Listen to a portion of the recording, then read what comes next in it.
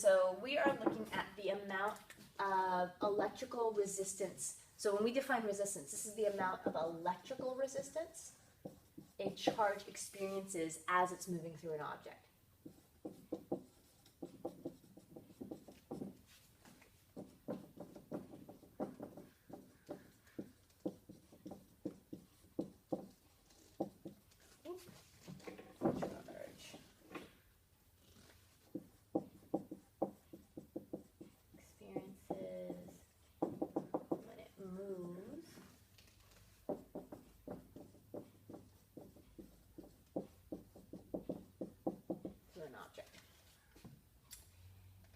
And there's definitely things that affect the resistance of a material. And so we're going to kind of look at what affects resistance.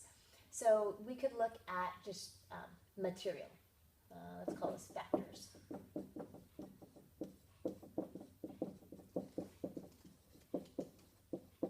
Affecting resistance. You could have material.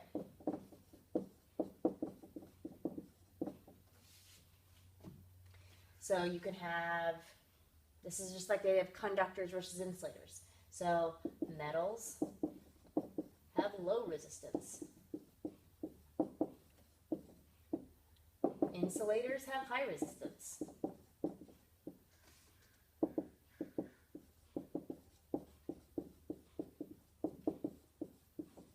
Another thing that affects it is the temperature. High temperature has high resistance. And that kind of makes sense, so that innately low temperature has a low resistance. And that makes sense because if I've got a higher temperature, my molecules are jostling more and more and more and more. And if they're jostling more and more in random directions, it makes it much harder for a collision to go through that material. So that's why the superconductors are usually materials that exhibit low resistance at really low temperature. Okay, so material temperature, just the cross-sectional area.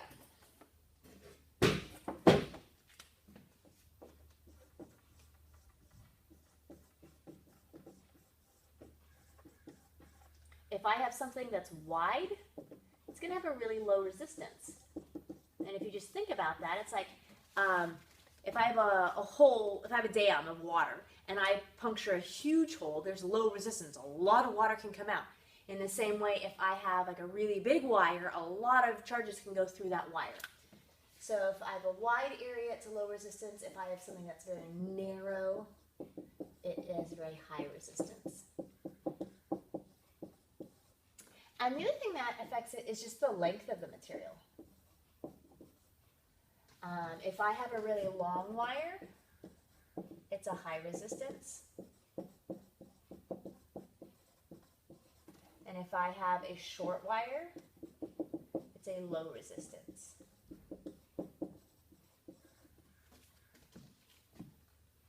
Or if I have a lot to get through.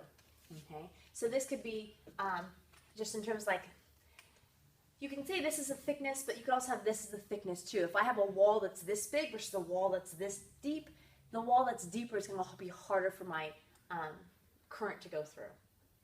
So let's look at the actual equation for resistance, and this is for the resistance for a wire. Okay, like the resistance of like a human is it's not necessarily defined by this equation. So this is the resistance for a wire.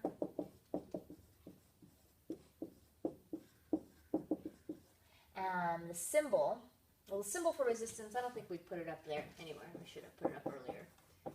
The symbol is an uppercase R, that makes sense. And the units for resistance are called ohms. So everything has an electrical resistance, like my skin has an electrical resistance. The floor has a certain resistance. Everything has a particular electrical resistance. And most of the time you just measure that. With a wire, you can define it in terms of the length and the width and the type of material you have. So for the resistance for a wire, there is a set equation. It's R is equal to rho L over A. And L is length of wire. And that makes sense. Remember, the longer the wire, the bigger this is going to be. A is the area. Oh, let's call it cross-sectional area.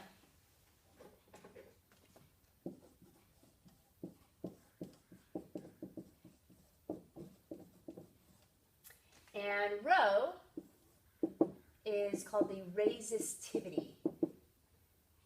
I'm not spelling that right. Resistivity of the material.